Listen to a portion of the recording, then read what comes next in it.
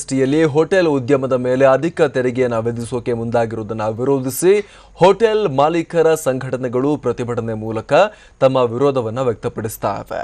ಪರಿಣಾಮ ಹೋಟೆಲ್ ಮಾಲೀಕರ ಸಂಘ ಹೋಟೆಲ್ಗಳ ಬಂದ್ಗೆ ಕರೆಯನ್ನು ಕೊಟ್ಟಿದ್ದು, ಬೆಂಗಳೂರು ನಗರದ ಬಹುತೇಕ ಹೋಟೆಲ್ ರೆಸ್ಟೋರೆಂಟ್ಗಳು ಬಂದ್ ಆಗಿವೆ. ತಿಂಡಿಗಾಗಿ ಹೋಟೆಲ್ಗಳ ಮುಂದೆ ಗ್ರಾಹಕರು ಪರದಾಡುತ್ತಿದ್ದಾರೆ. ಸಾಕಷ್ಟು ಪರದಾಡುವಂತಹ ಪರಿಸ್ಥಿತಿ, ತೊಂದರೆಯಾಗುವಂತಹ ಪರಿಸ್ಥಿತಿ ನಿರ್ಮಾಣವಾಗಿದೆ. ಬೆಂಗಳೂರಿನ ಸುಮಾರು 2,000 ಹೋಟೆಲ್ಗಳು ಹಾಗೂ 500 ವಸತಿ ಗೃಹಗಳು ಬಂದ್ ಆಗಿವೆ. ಅಲ್ಲದೆ ಬೇಕರಿ, ರಸ್ತೆಯ ಬದಿಯ ಹೋಟೆಲ್ಗಳು ಸೇರಿದಂತೆ ಎಲ್ಲ ಹೋಟೆಲ್ ಲಾಡ್ಜ್ಗಳು ಕೂಡ ಕ್ಲೋಸ್ ಆಗಿವೆ. ಜಿಎಸ್ಟಿ ಬಿಲ್ನಲ್ಲೇ ಎಸಿ ಹೋಟೆಲ್ಗಳಿಗೆ ನಾನ್ ಎಸಿ ಹೋಟೆಲ್ಗಳಿಗೆ 12 ಹಾಗೂ ಎಸಿ ಹೋಟೆಲ್ಗಳಿಗೆ 18% ತೆರಿಗೆಯನ್ನು ವಿಧಿಸಲಾಗಿದೆ. ಇದು ಜುಲೈ 1ರಿಂದ ಜಾರಿಗೆ ಬರಲಿದೆ. ಇದರಿಂದ ಹೋಟೆಲ್ಗಳಿಗೆ ನಷ್ಟ ಹಾಗೂ ಗ್ರಾಹಕರಿಗೂ ಕೂಡ ಬರೆ ಬೀಳುತ್ತೆ. ಹೀಗಾಗಿ ಹೋಟೆಲ್ ಮಾಲೀಕರ ಸಂಘ ಬಂದ್ಗೆ ಕರೆಯನ್ನ ಕೊಟ್ಟಿದೆ.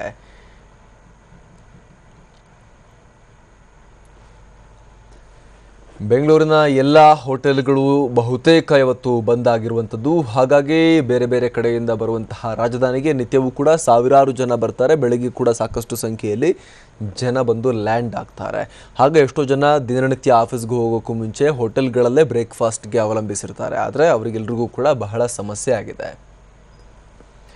ಇತರ ರಾಷ್ಟ್ರವ್ಯಾಪಿ ಮೆಡಿಕಲ್ ಶಾಪ್ಗಳ ಬಂದ್ಗೂ ಕೂಡ ಕರೆಯನ್ನ ಕೊಡಲಾಗಿದೆ. ಕೇಂದ್ರ ಸರ್ಕಾರ ಆನ್ಲೈನ್ನಲ್ಲಿ ಔಷಧಗಳ ಮಾರಾಟಕ್ಕೆ ಅನುಮತಿಯನ್ನ ಕೊಟ್ಟಿರುವುದನ್ನು ಖಂಡಿಸಿ ರಾಷ್ಟ್ರ ಔಷಧ ವ್ಯಾಪಾರಿಗಳ ಸಂಘ ಬಂದ್ಗೆ ಕರೆಯನ್ನ ಕೊಟ್ಟಿದೆ. ಹೀಗಾಗಿ ರಾಜ್ಯದ 28,000ಕ್ಕೂ ಅಧಿಕ ಹಾಗೂ ಬೆಂಗಳೂರು ನಗರದಾದ್ಯಂತ 8,500 ಮೆಡಿಕಲ್ ಶಾಪ್ಗಳು ಕ್ಲೋಸ್ ಆಗಿದೆ. ಅಲ್ಲದೆ ಇಂದು ಬೆಂಗಳೂರಿನ ಟೌನ್ ಹಾಲ್ ಬಳಿ ಬೃಹತ್ ಬೆಂಗಳೂರು ಔಷಧಿ ವ್ಯಾಪಾರಿಗಳ ಒಕ್ಕೂಟ ಪ್ರತಿಭಟನೆ ಕೂಡ ಹಮ್ಮಿಕೊಂಡಿದೆ.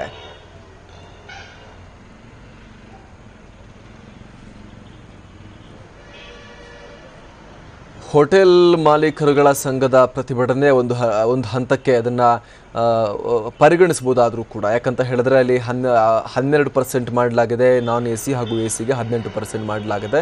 ಅವರ ಒಂದು ಪ್ರತಿಭಟನೆ ಅದು ಅಟ್ಲೀಸ್ಟ್ ಅದು ಜಸ್ಟಿಫೈಡ್ ಅಂತ ಹೇಳ್ಬೋದು. ಆದರೆ ಮೆಡಿಕಲ್ಗಳ ಪ್ರತಿಭಟನೆ ನಿಜಕ್ಕೂ ಕೂಡ ಸ್ವಾರ್ಥ ಅಲ್ಲದೆ ಮತ್ತೇನೂ ಅಲ್ಲ. ಈಗ ಆಲ್ರೆಡಿ ಮೆಡಿಕಲ್ ಮಾಫಿಯಾ ಸಿಕ್ಕಾಪಟ್ಟೆ ಹಣವನ್ನು ಲೂಟಿ ಮಾಡ್ತಾ ಇರುವಂಥದ್ದು. ಅದರ ನಡುವೆ ಈಗ ಆನ್ಲೈನಲ್ಲಿ ಮಾರಬಾರ್ದು ಅನ್ನುವಂಥದ್ದು ಎಷ್ಟರ ಮಟ್ಟಿಗೆ ಸರಿ? ಇದು ಸ್ವಾರ್ಥ ಅಲ್ಲದೆ ಮತ್ತೇನು ಅನ್ನುವಂತಹ ಆರೋಪಗಳು ಕೂಡ ಈಗ ಕೇಳಿ ಬರ್ತಾ ಇದೆ.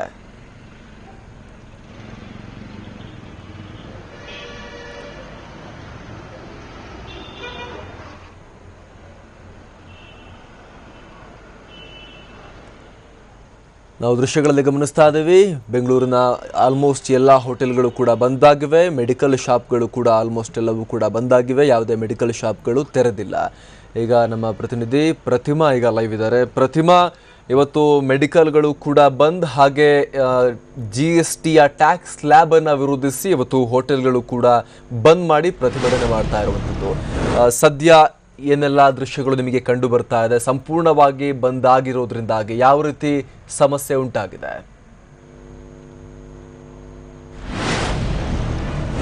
ಅಮರ್ ಪ್ರಸಾದ್, ಏನು GST ವಿರುದ್ಧ ಇವತ್ತು ಬೆಂಗಳೂರಲ್ಲಿ ಎಲ್ಲ ಹೋಟೆಲ್ಗಳು ಬಂದ್ ಮಾಡಲಾಗಿದೆ. ಇದಲ್ಲದೆ ಮೆಡಿಕಲ್ ಶಾಪ್ಗಳು ಕೂಡ ಏನು ಆನ್ಲೈನಲ್ಲಿ ಕೇಂದ್ರ ಸರ್ಕಾರ ಔಷಧಿಯನ್ನು ಮಾರಾಟ ಮಾಡ್ಬೋದು, ಇದಕ್ಕೆ ಅವಕಾಶ ನೀಡಿತ್ತು. ಅದ್ರ ವಿರುದ್ಧ ಕೂಡ ಇವಾಗ ಔಷಧಿ ಅಂಗಡಿಯವರು, ಮಾಲೀಕರು ಏನು ಔಷಧಿ ಅಂಗಡಿಯನ್ನು ಬಂದ್ ಮಾಡಿ ಇವತ್ತು ಕೇಂದ್ರ ಸರ್ಕಾರದ ವಿರುದ್ಧ ಮುಷ್ಕರಕ್ಕೆ ಕೂಡ ಮುಂದಾಗಿದ್ದಾರೆ ಅಂತ ಹೇಳ್ಬೋದು. ಇವತ್ತು ಬಹುತೇಕ ಬೆಂಗಳೂರಿನ ಎಲ್ಲ ಹೋಟೆಲ್ಗಳು ಬಂದ್ ಆಗಿವೆ. ಎಲ್ಲ ಮಾಲೀಕರು ಕೂಡ ಇದಕ್ಕೆ ಸಾಥ್ ನೀಡಿದ್ದಾರೆ ಅಂತಲೇ ಹೇಳ್ಬೋದು. ಬೆಂಗಳೂರಿನ ಹೋಟೆಲ್ ಮಾಲೀಕರ ಸಂಘದವರು ಈಗಾಗಲೇ ನಿನ್ನೆ ಬಂದ್ಗೆ ಕರೆ ಕೊಟ್ಟಿದ್ರು. ನಾವೆಲ್ಲ ಕಡೆ ಬಂದ್ ಮಾಡ್ತೀವಿ, ಏನು ಹೋಟೆಲ್ ಟ್ಯಾಕ್ಸ್ ಮೇಲೆ ಅತಿ ಹೆಚ್ಚು ಟ್ಯಾಕ್ಸ್ ಹಾಕಿರೋದ್ರಿಂದ ನಾವು ಈ ಬಂದ್ಗೆ ಮಾಡ್ತಾ ಇದ್ದೀವಿ. ಏನಪ್ಪ ಅಂತಂದರೆ ಇದರಿಂದ ನಮಗೆ ಮಾತ್ರ ಲಾಸ್ ಆಗಲ್ಲ, ಇದರಿಂದ ಗ್ರಾಹಕರಿಗೂ ಕೂಡ ಲಾಸ್ ಆಗುತ್ತೆ. ಗ್ರಾಹಕರು ಕೂಡ ಏನು 18% ಟ್ಯಾಕ್ಸನ್ನು ಜಾಸ್ತಿಯಾಗಿ ಕಟ್ಟಬೇಕಾಗುತ್ತೆ. ನಾನ್ ಎಸಿ ಇರುವಂಥದ್ದಕ್ಕೆ 15% ಮತ್ತು ಎಸಿ ಇರುವಂಥ ಹೋಟೆಲ್ಗಳಿಗೆ 18% ಟ್ಯಾಕ್ಸನ್ನು GST ಮಾಡಲಾಗಿತ್ತು. ಇದು ಸರಿ ಇಲ್ಲ. ಕೇಂದ್ರ ಸರ್ಕಾರ ಸರಿಯಾದಂಥ ಒಂದು ನಿರ್ಧಾರ ತಗೊಂಡಿಲ್ಲ. ಇದು ತಪ್ಪಾಗಿದೆ. ಇದು ನಮಗೆ ಹೊಡೆತ ಮಾತ್ರ ಬೀಳಲ್ಲ, ಗ್ರಾಹಕರಿಗೂ ಕೂಡ ಆಗುತ್ತೆ. ಜನ ಅಷ್ಟೊಂದು ದುಡ್ಡು ಕೊಟ್ಟು ಇಲ್ಲಿ ಕೊಂಡ್ಕೊಳ್ಳೋಕ್ಕಾಗಲ್ಲ ಅನ್ನೋದು ಕೂಡ ಅವ್ರ ಮಾತಾಗಿತ್ತು. ಸೊ ಇವತ್ತು ಬೆಂಗಳೂರಿನ ಎಲ್ಲ ಕಡೆ ಬಹುತೇಕ ನಾವಿವಾಗ KG ರೋಡಲ್ಲಿ ಕೂಡ ಇದ್ದೀವಿ. ನೀವು KG ರೋಡಲ್ಲಿ ನೋಡ್ತಾ ಇರ್ಬೋದು. ಈ ಹೋಟೆಲ್ ಕೂಡ ಸಂಪೂರ್ಣವಾಗಿ ಈಗಾಗಲೇ ಬಂದ್ ಮಾಡಲಾಗಿದೆ. ಎಷ್ಟೊಂದು ಜನ ಗ್ರಾಹಕರು ಬೆಳಗ್ಗೆಯಿಂದ ಹೋಟೆಲ್ಗೆ ಬಂದು ವಾಪಸ್ ಹೋಗುವಂಥ ಸ್ಥಿತಿ ಕೂಡ ಬಂದಿದೆ. ಹೊರಗಿನ ಕಡೆಯಿಂದ ಬಂದಿರುವಂಥವ್ರು, ಬೆಂಗಳೂರಿಗೆ ಬಂದಿರುವಂಥವ್ರು ಕೂಡ ವಾಪಸ್ ಹೋಗ್ತಾ ಇದ್ದಾರೆ. ಯಾವುದೇ ತಿಂಡಿ ಊಟ ಕೂಡ ಎಲ್ಲೂ ಇವತ್ತು ಬೆಳಗ್ಗೆ 5 ಗಂಟೆಯಿಂದ ರಾತ್ರಿ 11 ಗಂಟೆ ತನಕ ಎಲ್ಲ ಹೋಟೆಲ್ಗಳು ಸಂಪೂರ್ಣವಾಗಿ ಬಂದಿರುತ್ತೆ. ಇದೇ ಸ್ಥಿತಿಯಲ್ಲಿರುತ್ತೆ. ಯಾವುದೇ ಕಾರಣಕ್ಕೂ ನಾವು ಹೋಟೆಲ್ಗಳನ್ನು ತೆರೆಯಲ್ಲ. ನಾವು ಈ ಬಂದ್ಗೆ ಸಂಪೂರ್ಣವಾಗಿ ಬೆಂಬಲ ನೀಡಿದ್ದೀವಿ ಅಂತ ಏನು ಬೆಂಗಳೂರಿನ ಎಲ್ಲ ಹೋಟೆಲ್ ಮಾಲೀಕರು ಕೂಡ ಈಗಾಗಲೇ ಹೇಳಿದ್ದಾರೆ. ಸಂಪೂರ್ಣವಾಗಿ ಈಗಾಗಲೇ ಬಂದ್ ಆಗಿದೆ ಅಂತಲೇ ಹೇಳ್ಬೋದು.